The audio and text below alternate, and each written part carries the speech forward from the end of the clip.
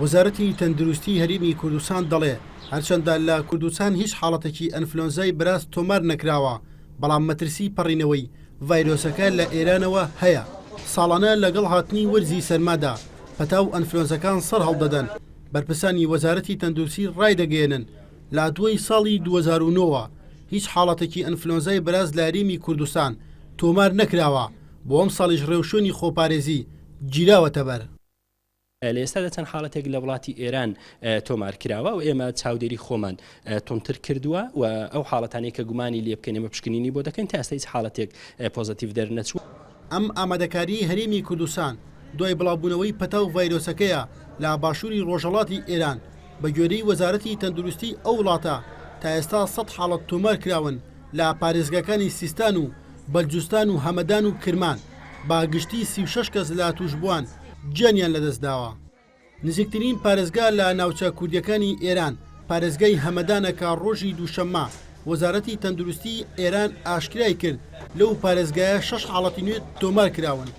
سەبارەت بە مەترسیەکانی گواستنەوەی ئەو پەتایە لە ئێرانەوە بۆ هەرێمی کوردستان وەزارەتی تەندروستی هەرێم هۆشداری دەدات لە ئەگەری گواستنەوەی، بەڵام دەڵێ ڕێوشوێنی پێویست گیراوەتە بەر لە هەموو حاڵەتێکدا دەتوانن کۆنتترۆلی بکەن. بەڵێ لە ئەنجامی هاتوچۆ لەبەر H1N1 لە مرۆڤ دەگوازرێتەوە بۆ کەسێکی تر.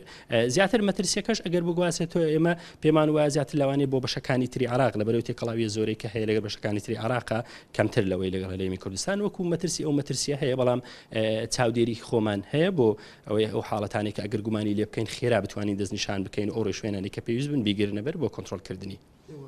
پزیشک و شارەزایانی تەندروستی بۆ خۆپاراستن لە پەتای ئەنفلۆزای بەراز ئامۆژگاری خەڵک دەکەن کە بەردەوام دوای هەر کارێک دەستەکانیان بە ئاو و سابون بشۆرن و هەر کەسێک پەتایان کۆکەیان ئازاری جونگبەکانی لێ دەرکەوت بە زووی سەردانی نەخۆشخانەکان بکات بۆ وەرگرتنی چارەسەر. بەڕێوەبەری خۆپاراستن لە بەڕێوەبەرایەتی تەندروستی هەولێر ئاماژە بۆ دەکات ئەو ڤایرۆسە چارەسەرەکەی دۆزراوەتەوە، بۆیە هەموو ساڵێک لەم وەرزەدا ئامادەکاری دەکەن بۆ هەر ئەگەرێک لە کاتی دەرکەوتنی ڤایرۆسەکە لە کوردستان.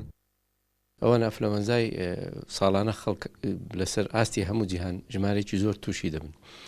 یەکەم جار ئەنفلۆزای H1N1 کە ئەنفلۆزای بەراز ناودەنرا کەس یەکەم جار سەری هەڵدا بەڕاستی ئیزراتێکی گشتاوگشتی جیهان کرا لە بۆی، بەڵام ئێستا پاشوی کە نەخۆشیەکە هات و ئیتر بۆ بە ئەنفلۆزایەکی موسمی وەکو ئەنفلۆزایەکانی تر، بەڵام لەوانەیە ئەوانەی کە تووشی دەبن احتیمالە بە توندی تووشی بن، لەوانەیە هەندێکیان گیانە لە دەستداوی بۆەوە ئێستا بە گرنگی وەردەگیرێت. ئەنفلۆزای بەراز ناوە زانستیەکەی H1N1 و نەخۆشیێکی وەرزیە لە مانگی ئۆکتۆبەرەوە تا مانگی ئازار ڤایرۆسەکە توانای گەشەکردن و مانەوەی هەیە. هێشقادر NRT هەولێر.